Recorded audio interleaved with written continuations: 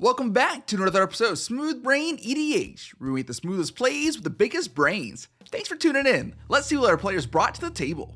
First up is Matt on Tidus Yuna's Guardian. This band deck is all about +1 counters, using Tidus as a way to place counters and draw cards, powering up his army to beat down his opponents. Next is Seth on Najeela the Blade Blossom. This 5-color deck plans to flood the board with warriors with Najeela and swing in for victory with the occasional extra combat step thrown in. Third is Shelby and Obeka Splitter of Seconds. This Grixis deck hopes to have as many upkeep steps as possible with Obeka's damage trigger, overtaking the game with sheer value.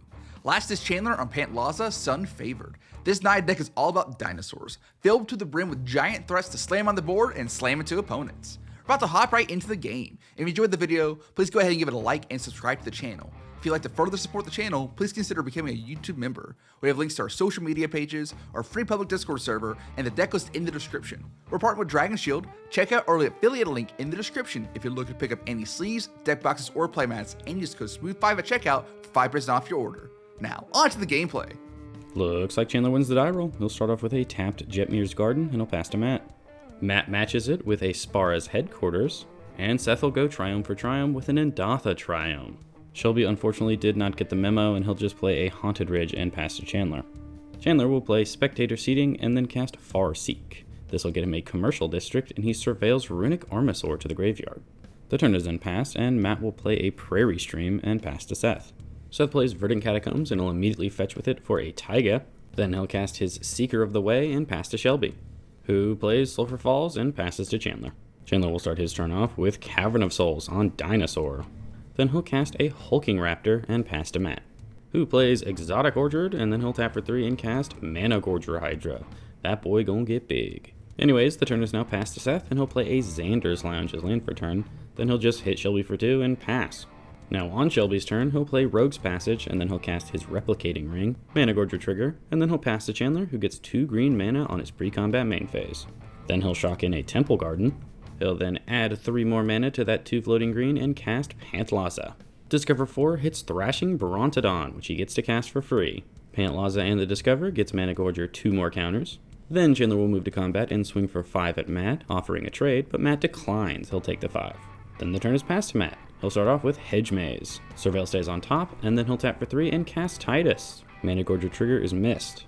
Matt will then move to combat, Tidus triggers, and Mana Gorger gives Tidus a counter. Then Mana Gorger goes over at Seth, who just has to take the 3, and then upon connecting, Matt draws a card and proliferates the squad. And then the turn is passed. Seth starts his turn off with Marsh Flats, then he'll cast Eladamri, Mana Begorgon. He'll then fetch for a Savannah, must have not liked that top card. Then he'll pass to Shelby, who starts off with Scalding Tarn. He'll then remember his Replicating Ring trigger, and then he'll cast Obeka, Hydra trigger. And with her now out, the turn is passed to Chandler. He gets 2 green mana on pre-combat. He'll then play a basic Plains, and yep, that's 8 mana. He's able to now cast his secondary commander, Gishath. Discover 6 hits Welcome to, and Mana Gorger Hydra will also get 2 counters. And the first chapter of the saga only has 1 target. Shelby's Replicating Ring becomes an 0/4 wall. Chandler will then move to combat. Pants goes at Seth, Hulking Raptor goes at Shelby, and Gishath goes at Matt, who puts Tidus underneath it. Chandler also remembers Vigilance. Good job, buddy. Read the card. And then Matt takes 2, Seth takes 4 Commander, and Shelby takes 5. And because of Matt's block, Chandler only gets to look at the top 2 cards of his library. There is a dinosaur. It's Bonehorde Dracosaur. So it hits the field, and then Chandler will pass the turn to Matt, who starts off with a Waterlog Grove as lane for turn. Then he will tap for 3 and cast Envoy of the Ancestors. This triggers his Hydra, and now it has lifelink. And then he'll move to combat, and it goes over at Chandler, who just takes the 8, and Matt gains 8. Then Matt will pass the turn to Seth, and Seth will start off with a Rhythm of the Wild. This will trigger Matt's Hydra and Seth's Seeker of the Way, so it gains lifelink and is now a 3/3. Then he'll move to combat and hit Matt for 3 and gain 3.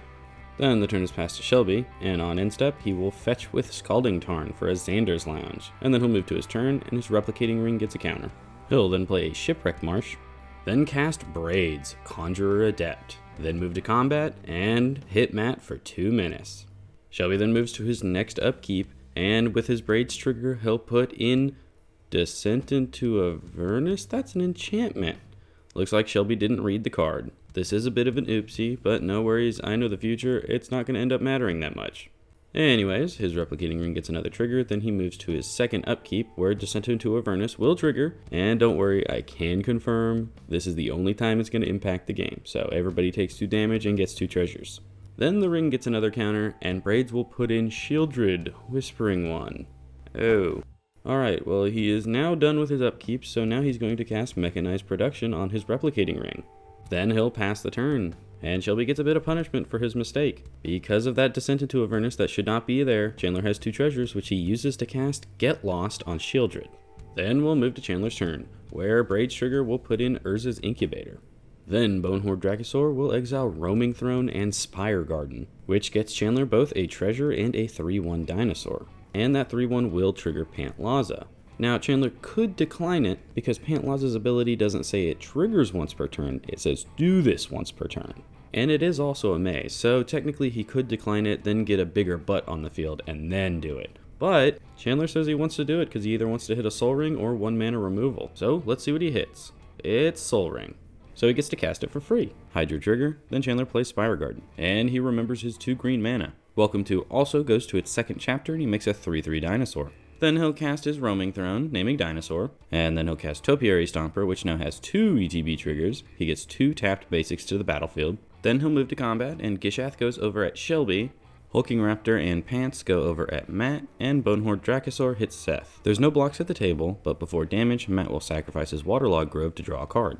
Then he will sacrifice his 2 Shelby's Cheater treasures to Baby Rift Gishath. Absolute hero. He does not mitigate his own damage, he just does what's best for the rest of the board. Well, except Chandler. So now Matt will take 9, 4 of which is Commander, Seth will take 5, and Shelby takes nothing. Post-combat, Chandler will Nature's Lore for a tapped Stomping Ground. And then he passes the turn to Matt. Yeah, I think there were like 4 missed Hydra triggers there.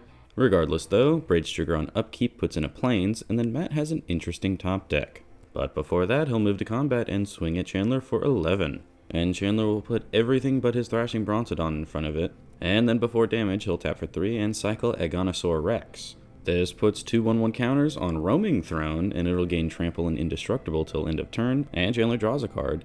Then the rest of that Dino Squad dies. Matt only did this to gain 11 life, because immediately after combat, he'll shock in a Temple Garden and slam that top deck I was talking about. Farewell, all modes chosen.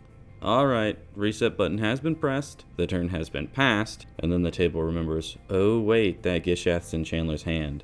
We're not out of danger just yet.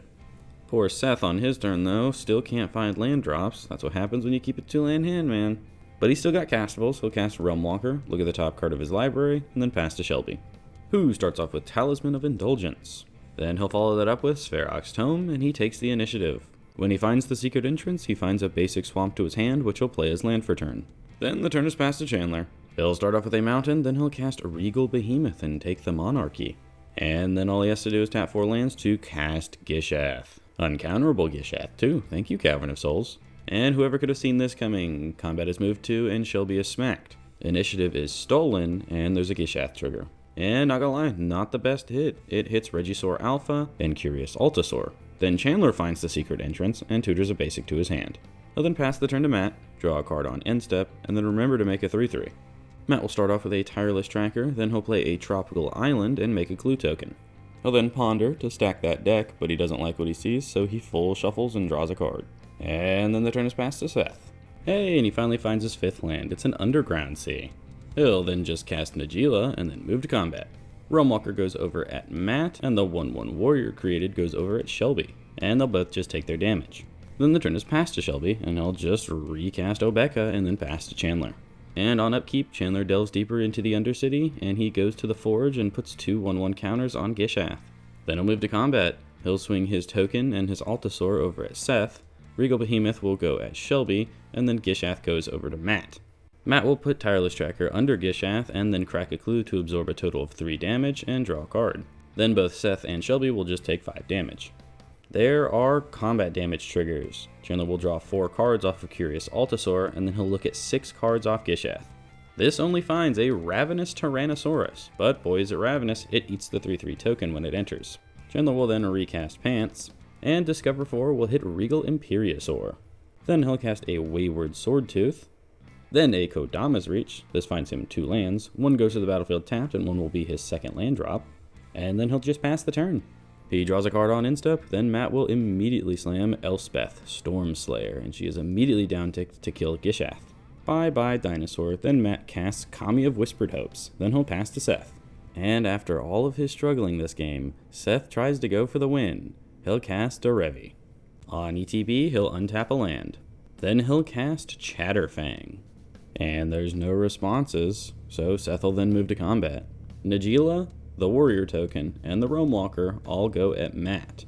3 tapped and attacking squirrels are created, and 3 more tapped and attacking warriors are created.